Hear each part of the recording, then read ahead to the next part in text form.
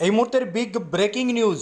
তিলোত্তমা কাণ্ডে তৃণমূলের প্রাক্তন বিধায়ক নির্মল ঘোষের মুখে মমতা বন্দ্যোপাধ্যায়ের নাম। তিলোত্তমা কাণ্ডে তৃণমূলের প্রাক্তন বিধায়ক নির্মল ঘোষের মুখে মমতা বন্দ্যোপাধ্যায়ের নাম। আর জানিয়ে শোরগোল পড়ে গেল রাজ্য রাজনীতিতে। আজ স্বাধীনতা দিবসের দিনেই রাজ্য রাজনীতিতে তুমুল শোরগোল পড়ে গেল এই খবরেই।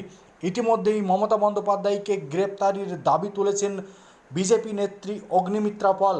অগ্নিমিত্রার প্রশ্ন, নির্মল ঘোষদের গ্রেপ্তার করা হলে কেন মমতা বন্দ্যোপাধ্যায় বাদ যাবেন? গতই 9 আগস্ট তিলোত্তমার স্মরণ সভায় দাঁড়িয়ে শুভেন্দু অধিকারী পুলিশকে নির্দেশ দিয়েছিলেন, দয়া করে নতুন কেস চালু করুন, দ্রুত অ্যাকশন নিন, আমার যা করার আছে করব, অভয়াকে ভুলিনি, মানুষ জিতিয়েছেন, এই কেসের বিচারের জন্য আমি কমিটেড। এরপরেই নতুন করেই নির্মল ঘোষ, সঞ্জীব মুখোপাধ্যায় এবং সোমনাথ দের বিরুদ্ধে অভিযোগ দায়ের করেন তিলোত্তমার বাবা। সেই অভিযোগের ভিত্তিতেই বৃহস্পতিবার সকালে নির্মল ঘোষকে গ্রেপ্তার করে পুলিশ। তারপর রাতে সঞ্জীব মুখোপাধ্যায়কে গ্রেপ্তার করে পুলিশ।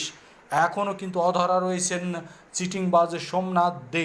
আর এর মাঝেই নির্মল ঘোষের মুখে মমতা বন্দ্যোপাধ্যায়ের নাম, যা নিয়ে কার্যত ক্ষোভে ফেটে পড়েন অগ্নিমিত্রা পল।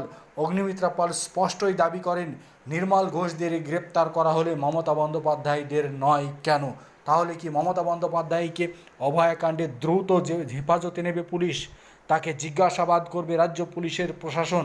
সেই প্রশ্ন উঠতে শুরু করলো। রাজ্য জুড়ে শোরগোল পড়ে গেল অভয়াকাণ্ডে। এবার গ্রেপ্তার হতে পারেন মমতা বন্দ্যোপাধ্যায়।